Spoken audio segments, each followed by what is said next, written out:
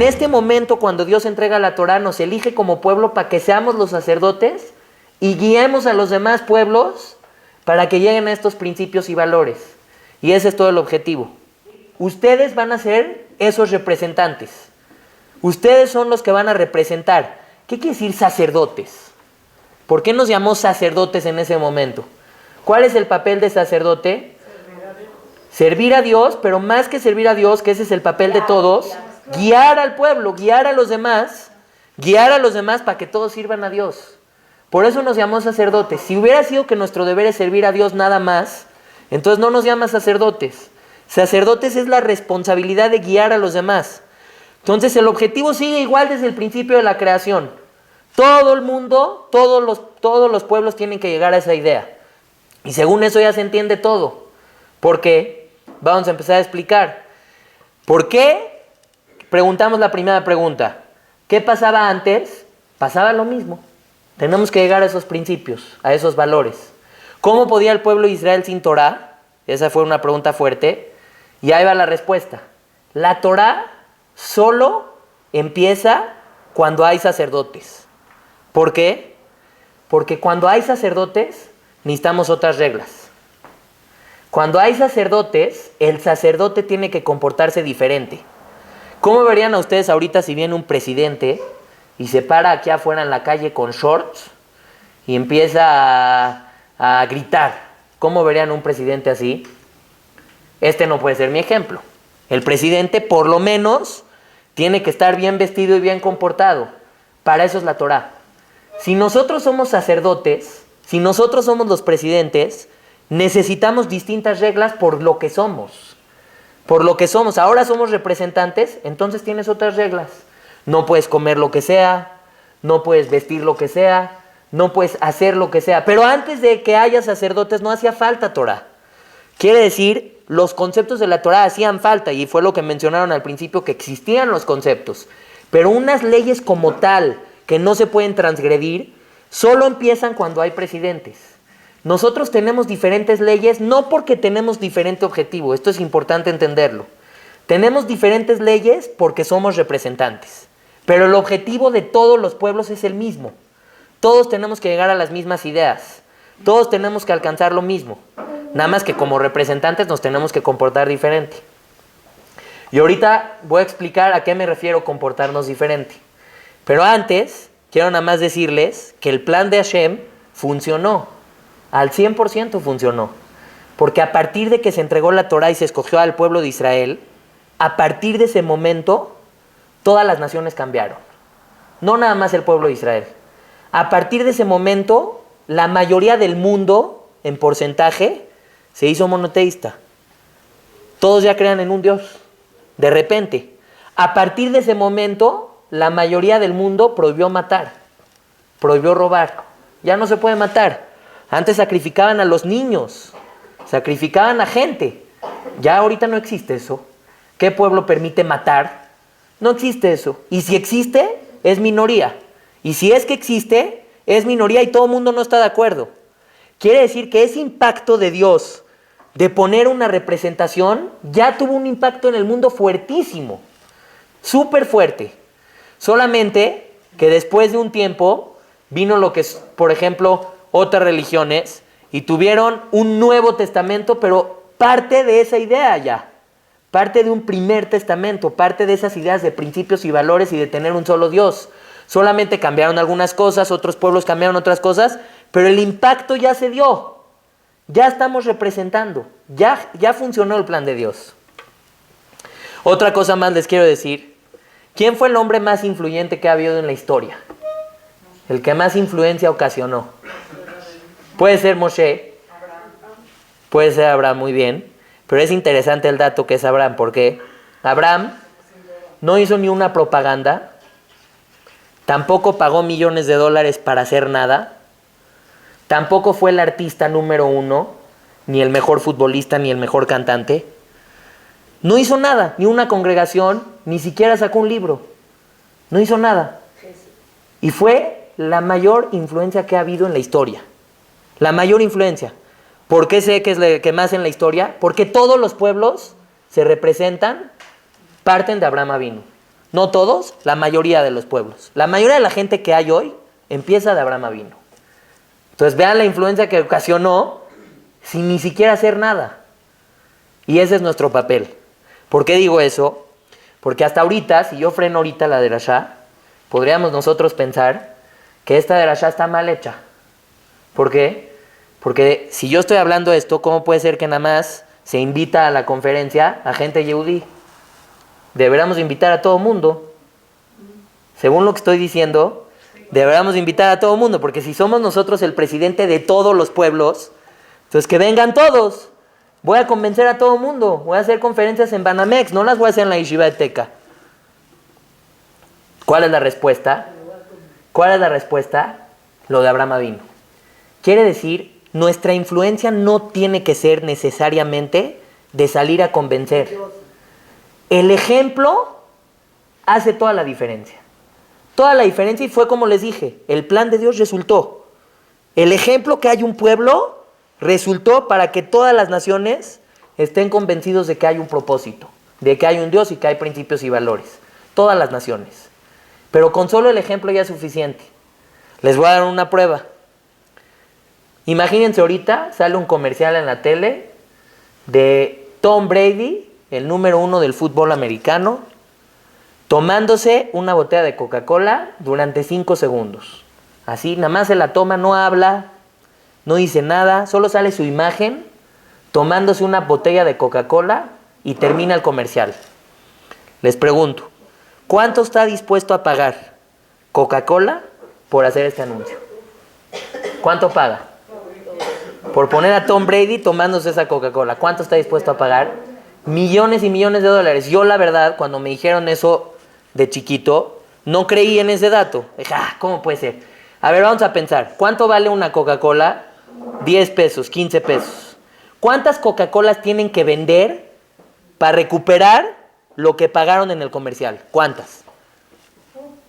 Si les cuesta $1,000,000 a poner a Tom Brady a tomar, ¿cuántas cocas tienen que vender para sacar lo que gastaron? ¿Cuántas? Millones. ¿Estamos de acuerdo? Si de cada una ganaran 1, 2 pesos, 10 pesos, lo que sea, igual tienen que vender un montón. Entonces, si yo siempre tenía la pregunta, no entiendo, que pongan cualquier señor que les cueste $500 en vez de $1,000,000, que tome también la coca y también hacen el anuncio de la coca. ¿Necesitan pagar $1,000,000? ¿No les conviene ahorrarse ese $1,000,000 y así ya no tienen que vender toda la cantidad de cocas que vendieron? ¿Les conviene ahorrarse ese $1,000,000 o no? ¿Y entonces por qué lo hacen? Porque les rinde más. A fuerzas, y todos los que hacen anuncios, todas las compañías, se esfuerzan por gastar.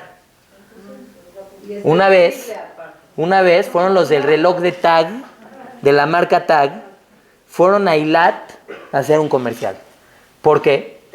Iban a poner el reloj abajo del mar y en el comercial era que iban a grabar cómo el reloj funciona abajo del mar. Y después decía, en todas partes, Tag, algo así era. Yo no lo vi el comercial, me contaron. ¿Está bien? Entonces, ¿para qué se fueron a Eilat? Tag no es en Israel. Tuvieron que trasladar todo el equipo. Les costó no sé cuánta cantidad de dinero, muchísimo dinero, para poderlo hacer en Eilat. ¿Para qué se fueron a Eilat? ¿Por qué no un mar ahí cerca de donde ellos están? Porque el mar de Eilat es más clarito. Entonces querían que en la escena del comercial se vea clarito, pero van a ganar poquito de clarito. También, pero van a ganar poquitito más claro que en donde ellos están. Vale la pena pagar $100,000 para ganar ese poquito más clarito. Yo nunca entendí eso. Hazlo en tu país, ahórrate los $100,000, ya tienes que vender 100,000 relojes menos. ¿Para qué te esfuerzas? A fuerzas, que todas las compañías saben que poner a Tom Brady tomando la coca va a generar que vendan millones de cocas que si ponen a cualquiera. Eso es el pueblo de Israel. Si nosotros, como representantes, nos ven como el ejemplo, no necesitamos ni salir, Tom Brady no necesita hablar, no necesita dar conferencias, nada. Si yo veo que él toma coca, yo quiero tomar coca a fuerzas. Si voy a ir al Oxxo al otro día, nadie va a comprar una Pepsi ese día. Si algún día antes se la tomó él, al otro día todos van a comprar la coca. Y ellos saben, el estudio del mercado saben que eso va a pasar. Entonces por eso gastan. Entonces si nosotros somos elegidos y Dios nos dio la Torah para ser representantes, eso es nuestra representación. Esa es nuestra representación. Si a nosotros nos ven un segundo haciendo algo, el impacto no nos imaginamos lo que es. Igual que el de Tom Brady, no nos imaginamos hasta dónde puede llegar ese impacto. Entonces otra vez voy a resumir la idea para los que no escucharon el principio. Estamos diciendo que el objetivo del mundo antes de la Torah y después de la Torah, y el objetivo de todas las personas que vivimos en el mundo, todos Yehudim y Goyim, es el mismo. Nunca cambió. El objetivo es lograr entender que hay un Dios y que se necesitan principios y valores en la humanidad. Es el objetivo. Y nosotros como Yehudim, nuestro deber nada más es ser sacerdotes, representantes de esta idea en el mundo, en las naciones, y por eso tenemos la Torah y otras reglas y nos tenemos que comportar diferente. Pero nuestra representación no es saliendo a dar conferencias. No tenemos que convencer a nadie. Solamente si nos ven cómo somos, cómo nos comportamos, el impacto que damos es impresionante. Abraham Avinu fue el más influyente de todos y no fue ni el mejor artista, ni el que más dinero tuvo, ni nada. El impacto de ver una persona como Abraham generó que la mayoría de las naciones siguen hoy en día a Abraham. ¿Cuál es el pueblo más hablado de todos? El pueblo de Israel, el pueblo Yehudí. Es impresionante. En las noticias pasan cosas en otros países mucho peores que en Israel. Mucho peores. Yo no sabía. De repente uno me contó que hay un país, ahorita me estaban contando que hay un presidente, creo que es en Filipinas. Yo no conozco exacto el dato, pero creo que es ahí. Que decidió que va a terminar con la droga. Entonces, puso una ley, pena de muerte al que se esté drogando en la calle. Pero ¿cómo es la pena de muerte? Sin juicio. Si alguien se está drogando, saca la pistola del policía, le dispara. Ya, así, ahorita. ¿O habían oído hablar de eso? ¿Cómo puede ser que ya mató 8,000 personas? ¿Cómo puede ser que hay un dato así, nadie sabe? Y en Israel, un cuchillazo, salen todas las noticias, todos hablan del tema, 2 muertos, Israel mató a un árabe, millones de noticias, todos critican, checan. ¿Quién habló? Netanyahu dijo una palabra. Todo el mundo está hablando de eso. ¿Qué? ¿Ningún presidente nunca ha dicho nada? ¿Es la primera vez que escuchan algo? Somos el pueblo del que más hablan. Si es así, imagínense el papel que tenemos. Imagínense la responsabilidad que tenemos. Ese es nuestro objetivo distinto a los demás pueblos. El que tenemos en común es reconocer a Dios y tener principios y valores. Nuestro papel distinto a los demás es dar esa representación. Y la damos cuando nos van a ver y cuando van a hablar de nosotros, que es lo que todo el día hacen, y van a hablar algo bueno. Cuando van a hablar algo bien. Cuando van a ver que hacemos algo bueno. En ese momento generamos un impacto que no se pueden imaginar. Que no se pueden imaginar. Generamos un impacto impresionante. Estaba leyendo en un libro. Los demás pueblos nos van a admirar por la fortaleza de sus familias, por la unión de sus comunidades. Cuando los demás pueblos ven algo así, ven un pueblo de Israel que tienen un Dios, que hacen leyes, que tienen valores, que tienen principios, nos quieren copiar. Eso es lo que tenemos que hacer como sacerdotes, sin ir a dar conferencias y nada de eso. Simplemente cuando nos ven con principios y valores, todos los pueblos se quieren unir. Todos los pueblos nos quieren copiar. Cuando ven un pueblo tan impactante y se puede hablar bien de ese pueblo, todos nos van a querer copiar. Imagínense la responsabilidad. Imagínense la responsabilidad. Y según lo que estamos hablando, para eso nos escogió Dios, nada más. No porque somos elegidos por ser mejores. O sea, sí somos mejores porque nosotros nos puso de sacerdotes. Pero no somos mejores en valor humano junto a un goy. En valor humano valemos igual. Todos tenemos que llegar al mismo propósito. Todos valemos igual, todo el mundo vale igual. Pero nosotros tenemos que transmitir, tenemos que ser el ejemplo. Es lo que tenemos que dedicarnos. Ser el ejemplo de los demás. Y uno cree que para ser el ejemplo tiene que ser el ejemplo en grande, pero no es verdad. El ejemplo puede ser con el portero de abajo. El ejemplo puede ser con la muchacha de la casa. El ejemplo puede ser con los propios Yehudim también. Todos tenemos que llegar al mismo objetivo. Cuando una persona me ve bien, imagínense qué ejemplo tan grande estoy dando. Y algo más les quiero decir. No creamos que dar el ejemplo tengo que hacer un acto magnífico para dar el ejemplo. También. Pero también pequeños detalles a veces marcan la diferencia. A veces marcan la diferencia. Imagínense, a veces les voy a decir lo que marca la diferencia. Caminar en la calle con una sonrisa, así, contento en la calle, no les puedo explicar la diferencia que marca. Una vez trajeron un jaján de Israel a una casa a dar una conferencia. Habló en hebreo. Y había uno de los que estaba ahí, que no era muy religioso, y no entendió nada de la conferencia. Pues no sabe hablar hebreo y no era muy religioso.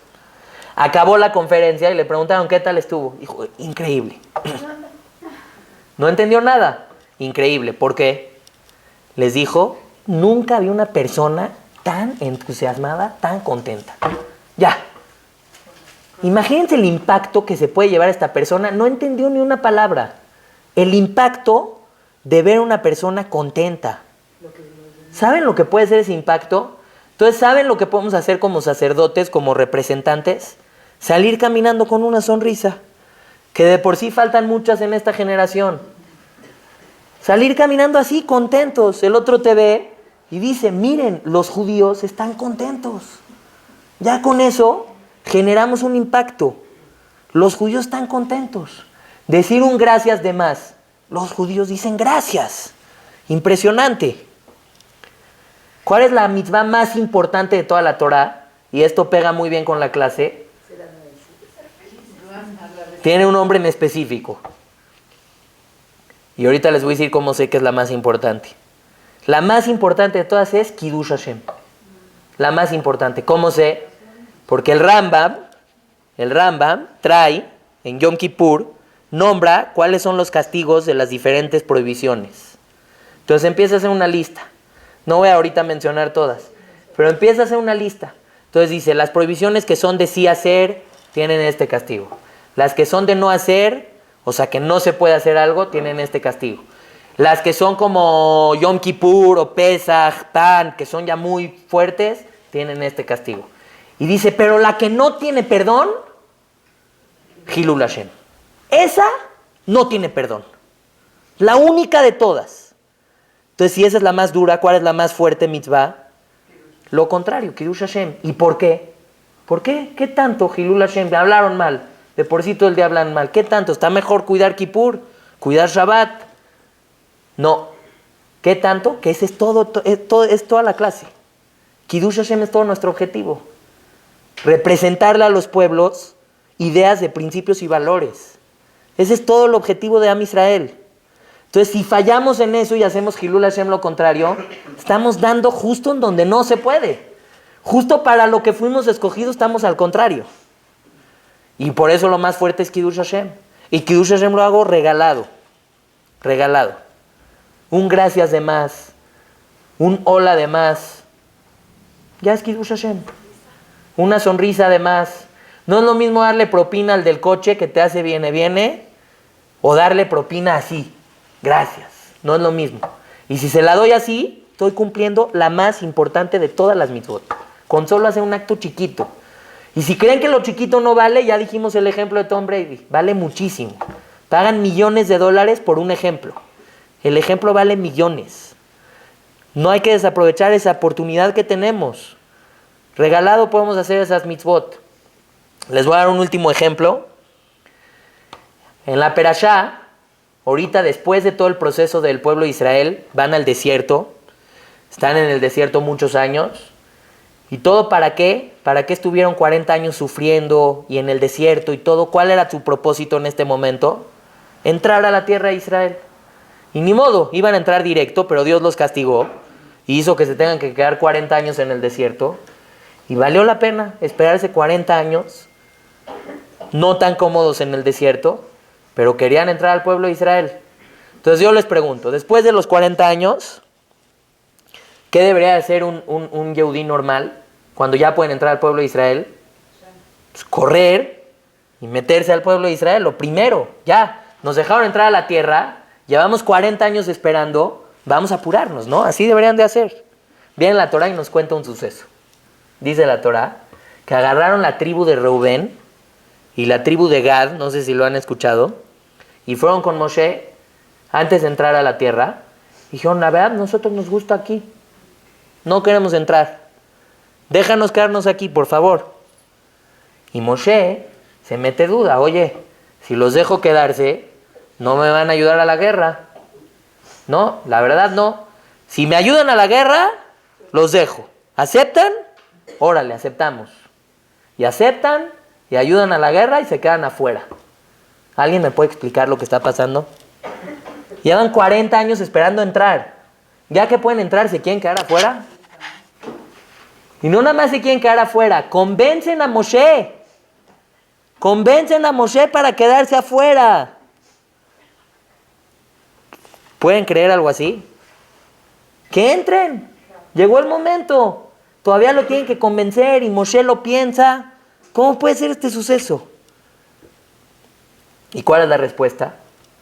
Que en la tierra de Israel hay una regla, hay una halajá, hay una ley.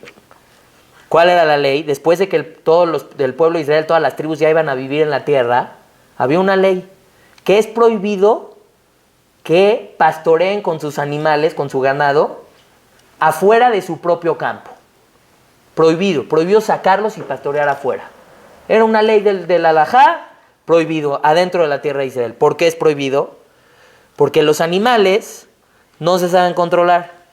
Entonces, si van a salir a pastorear afuera, van a comer de otros campos. Y si comen de otros campos, es Gesel.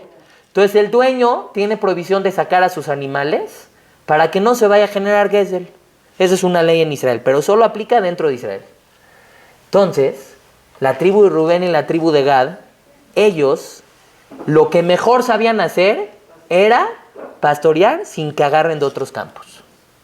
Sabían controlar a todos sus animales sin que agarren de otros campos. Entonces ellos pensaron así, ¿en dónde se ve? ¿En dónde van a hablar bien de nosotros? ¿En qué área de nuestra vida van a hablar bien? En el ganado. Si yo veo un señor que ni siquiera su perro hace algo malo, digo, wow, este señor está impresionante. Imagínense ver un perro que no come con decencia, imagínense. Así se agarra, se pone la batita, dice verajá, ¿qué hablarías del dueño? Seguro el dueño es algo impresionante, que sabe hacerlo así.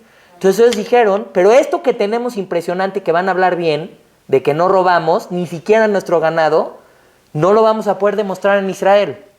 No vamos a poder hacer ese que hablen bien de nosotros, porque en Israel es prohibido sacar el ganado. Entonces, ¿qué dijeron? Fueron con Moshe y le dijeron, nosotros queremos quedarnos afuera.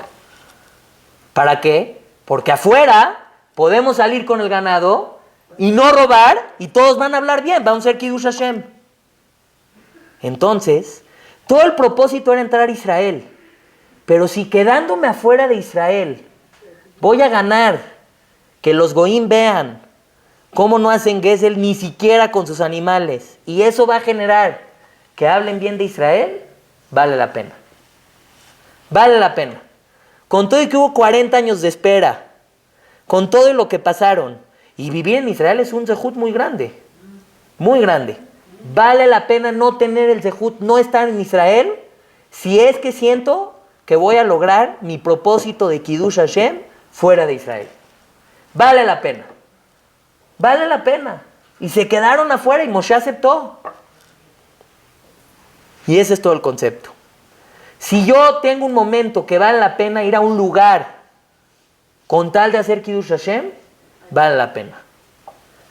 Ah, pero pierdo el zehut, pero 40 años esperé. Todo el propósito de nosotros como Yehudim es eso. Es transmitir principios y valores a los demás. Vale la pena. 100% vale la pena, porque ese es todo nuestro trabajo.